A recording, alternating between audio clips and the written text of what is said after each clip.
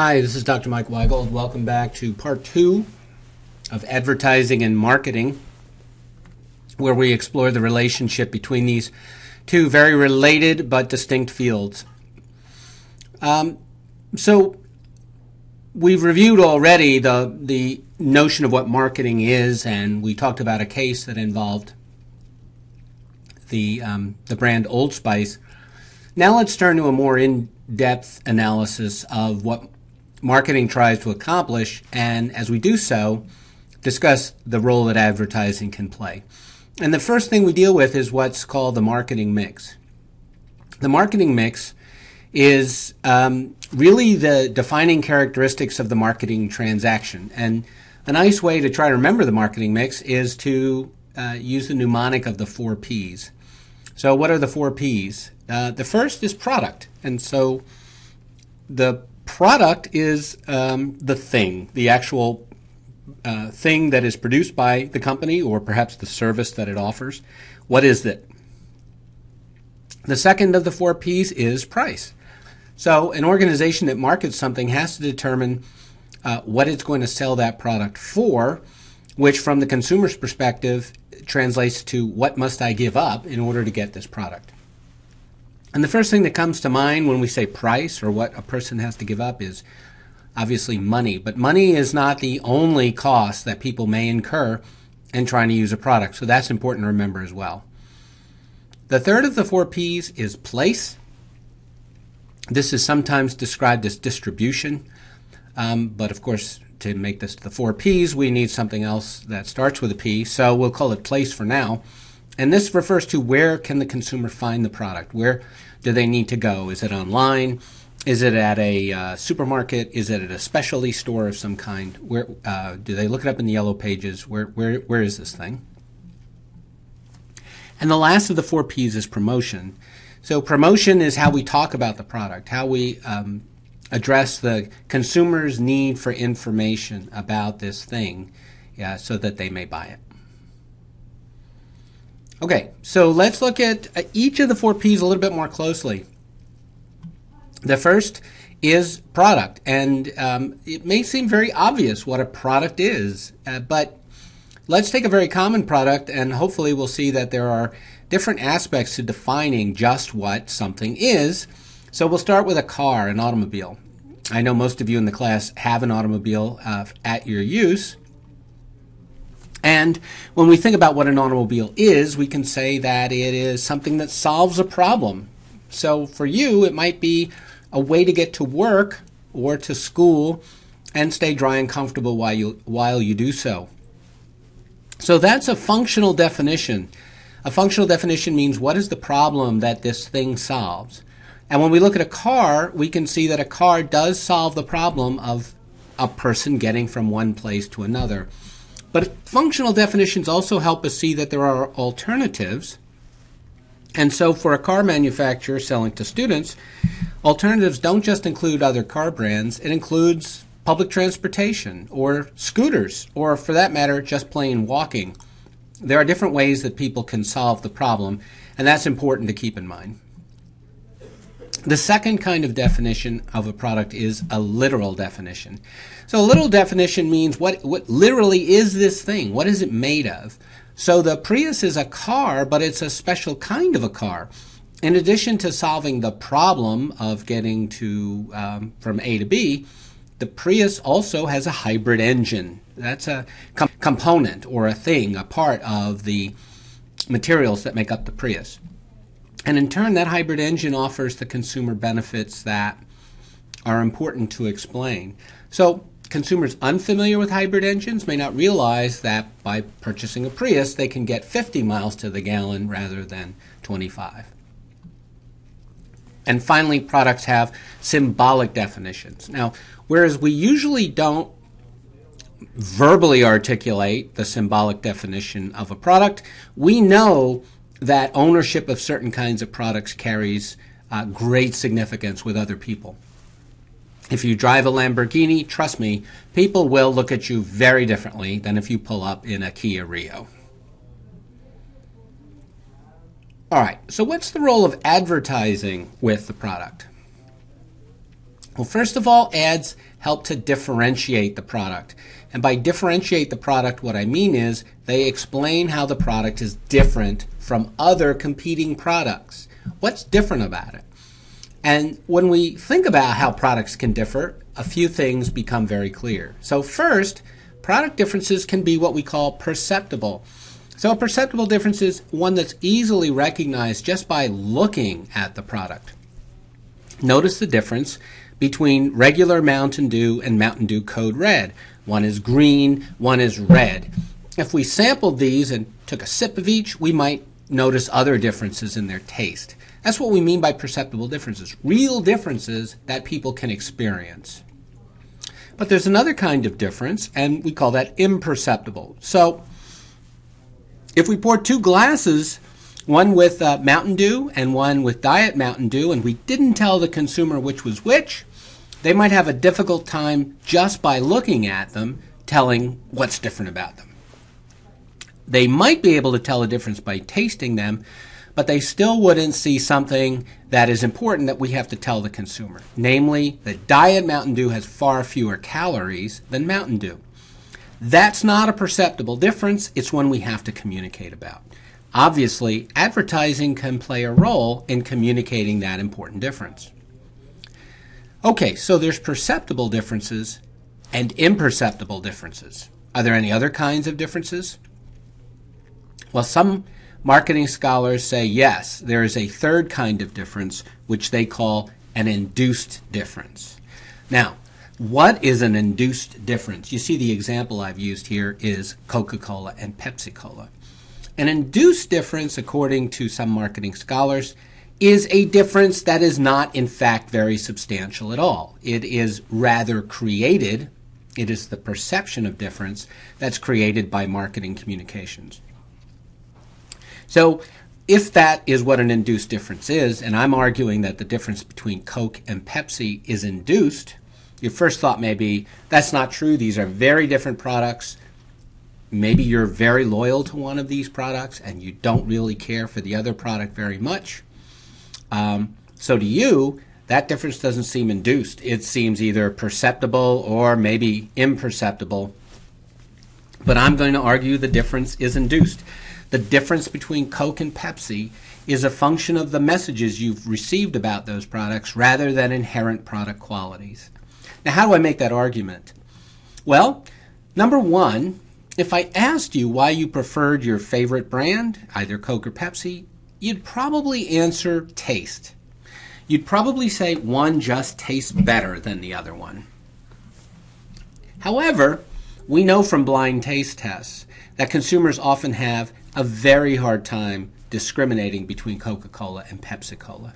Sometimes they can do so with some accuracy on their first sip, but after 2 or 3 sips, their palate becomes overwhelmed with sugary goodness. And at that point, it's very difficult to tell whether you're drinking a Coke or a Pepsi. In fact, it's even been demonstrated that people, after several sips of a soft drink, have a tough time discriminating between Coke and Sprite. Now, you might think that's unusual, that people should be able to discriminate a lemon-lime drink from a cola. But in fact, colas are flavored with lemon-lime flavors as well as others. So the difference is not as great as you might think. So that's argument one, that this is an induced difference. People think that taste is why they choose their favorite brand, but in fact, it's probably not taste, since taste is hard to discriminate. But the second argument I would advance in support of the notion that the difference is induced is what happens when people take taste tests and choose as their favorite the brand that they do not consume. So Coke and Pepsi have run literally thousands of taste tests and have had lots of chances to observe consumers. And many times, as you might expect, consumers choose the wrong one, the one they don't use, as the one that tastes best. Now, what happens when consumers do that? If taste were driving their preferences, you would expect them to be grateful. Wow, okay, this other brand tastes better. I'm going to switch. But that's not what people do in that instance. Quite the contrary. People in those situations become even more convinced that their favorite brand is the one that they prefer. And so, far from saying, I'm going to switch to that other brand now that I've chosen it in a taste test, they reassert their loyalty to their preferred brand. Now that suggests taste is not driving their preferences. And it further suggests the power of branding, that the messages that consumers receive over the years create such intense loyalty to their preferred brand that even when experience contradicts what they believe, they will stick with their beliefs and reject experience. Okay, the second of the 4 P's is price. And price is obviously an important factor in consumer choice. When we think about price, one of the things that comes to mind is, do we always want the lowest price brand? And of course, the answer to that is no, not really. Sometimes we pay more for a product that competes with other brands in the same category. So if we don't want the lowest priced product, what are we looking for when we buy a product? And the answer to that is that people want value. And value is something a little bit different from just price alone. Value can be defined as the ratio of quality over price. In other words, as the quality of a brand goes up and the price remains constant, that brand is a better value. On the other hand, as the price of a brand goes down and quality remains the same, that brand is still a better value. Lower price or raised quality, that produces a better value brand. So when we're comparing Suave products to those of Paul Mitchell, the question really becomes, how much higher is the quality of the Paul Mitchell product, and does it justify the difference in price? That's a judgment consumers make every day, and it's a judgment they do not always agree on. So just to illustrate again this ratio, if the quality of a product is a 5 and the price is $1, we can say the value is $5. Now if we reduce quality, what happens? The value is lower. And if we increase price but keep quality the same, the value is also lower.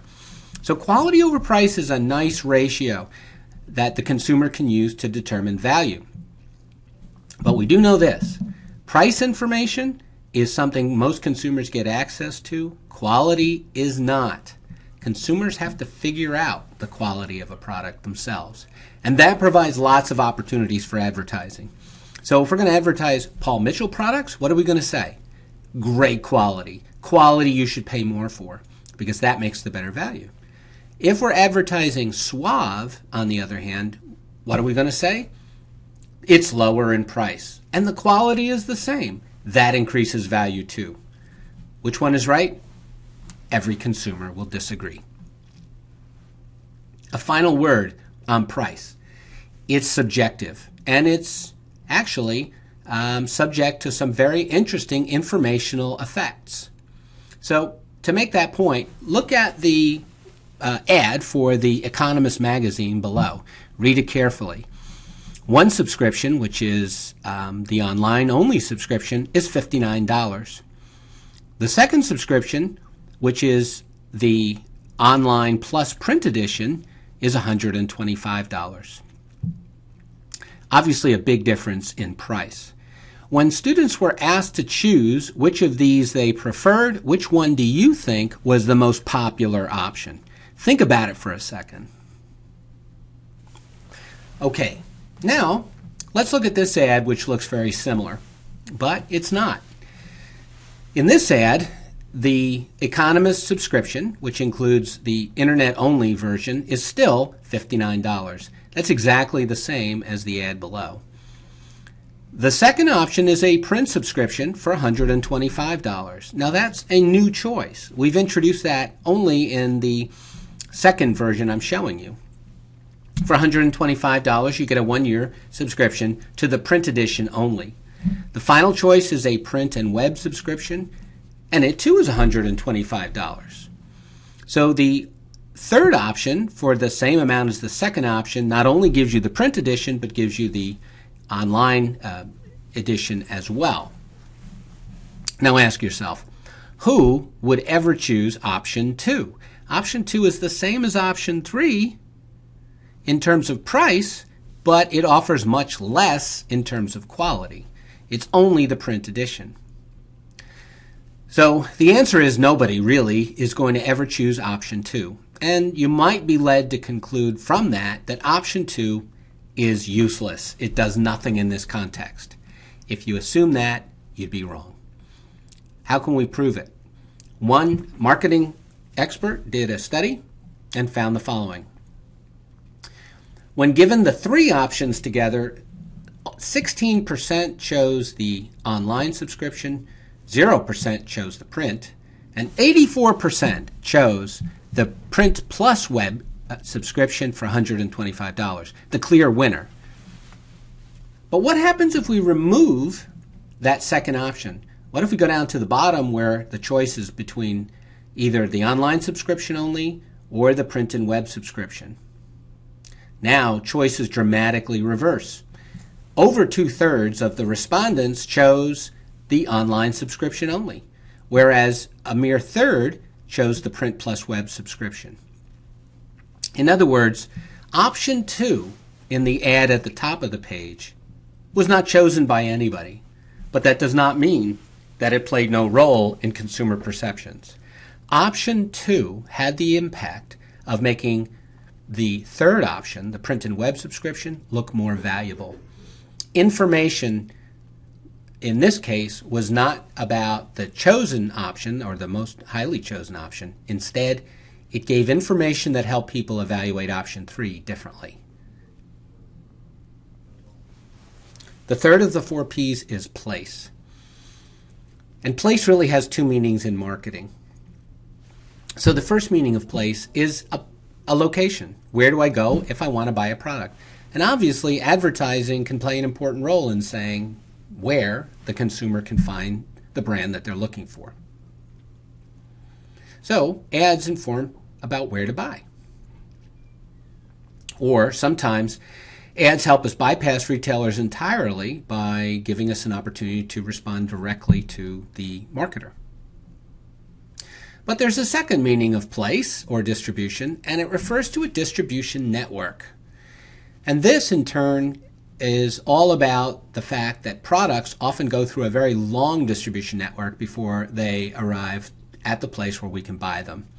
So to take an example, I want to buy a bicycle, and that bicycle is manufactured in a factory where people work every day assembling bicycles and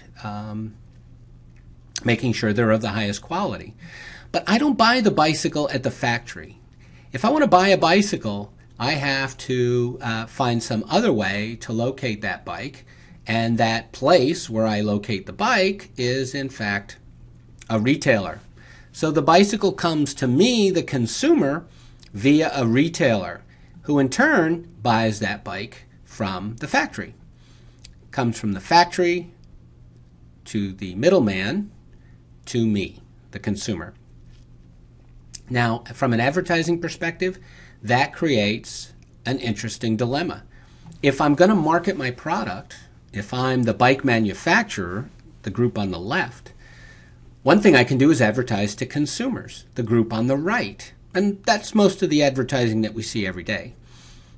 But I might also wish to market or advertise to retailers. After all, I need retailers to sell my bicycle so they can be put in front of the consumers when they come to the store. Really, I have 2 choices. When marketers choose to advertise to consumers, it's called a pull campaign. And the metaphor here suggests that consumers literally pull the product through the distribution channel. On the other hand, when I market to retailers or middlemen, I'm engaged in a push marketing campaign. By pushing the product out into the retail chains, I hope that the product is put in front of consumers and that they therefore have an incentive to buy it when they see it. Now, in truth, almost every major marketer does both: pull marketing and push marketing. The last of the 4 P's is promotion, and promotion is where we really see advertising most specifically. So advertising is one of the 4 major types of promotion, and I'm not really going to say much more about it because, well, that's the rest of our course. The second major type of promotion is personal selling. Personal selling is something that we see for certain kinds of products. Take new cars or used cars. we deal with a salesperson. When we go to buy cosmetics, as another example where we're likely to deal with a salesperson who will attempt to engage in personal selling. We might ask, why doesn't every marketer use personal selling to sell their products? Well, personal selling is effective, there's no doubt about it. In fact, of the major types of promotion, there's little question that personal selling is the most effective way to sell just about anything. But personal selling is also the most expensive way to market a product. And because it's expensive, it's really not practical for many kinds of products. So why do they use it to sell cars and cosmetics? In the case of cars, it's because the total price tag of the car justifies the salesperson's time. In the case of cosmetics, it's because the enormous markup on cosmetics justifies the expense of the salesperson's time. But for most products, the margins are much lower, and as a result, it's just not practical to use personal selling. Sales promotion is a type of promotional activity that involves giving the consumer a reason to buy now. So something is going on right now that won't go on forever, and that's why you should buy this product. It could be a sale, it could be coupons, it could be point of purchase displays, it could involve some kind of a game like Monopoly when McDonald's does that, contests, whatever. Does sales promotion work? You better believe it works. Most companies, when they engage in sales promotion, see some kind of an increase in sales. And that leads many marketers to believe that sales promotion is the best way to go. And who loses the budget? Advertising. Typically, when a marketer spends more on sales promotion, they spend a little bit less on advertising. So since sales promotion is so effective at increasing sales, what can an advertiser say? Are they simply going to have to give up the hope that advertising can play a role in promotion? The answer to that is no. An advertiser will claim that sales promotion does increase sales, but just temporarily. It increases sales while the price of the product is lower, or there's a coupon, or there's a game or a contest. What happens when those things stop? Consumers stop buying, and they go somewhere else in search of another sales promotion. From an advertising agency's perspective, sales promotion is about rewarding consumers for the game, contest, or coupon, not for the brand. And the advertising agency will say that's the wrong approach. What consumers should be interested in is your brand, not the contest you're running. And then finally, we have public relations. Public relations is about using unpaid media for enhanced credibility of your message. And this is not the entire field of public relations, but certainly marketing public relations involves press releases, getting products to reviewers to review technology products or films because of the benefits that accrue to the brand when those are reviewed positively. Okay, that concludes our lecture on advertising and marketing. Thanks for watching.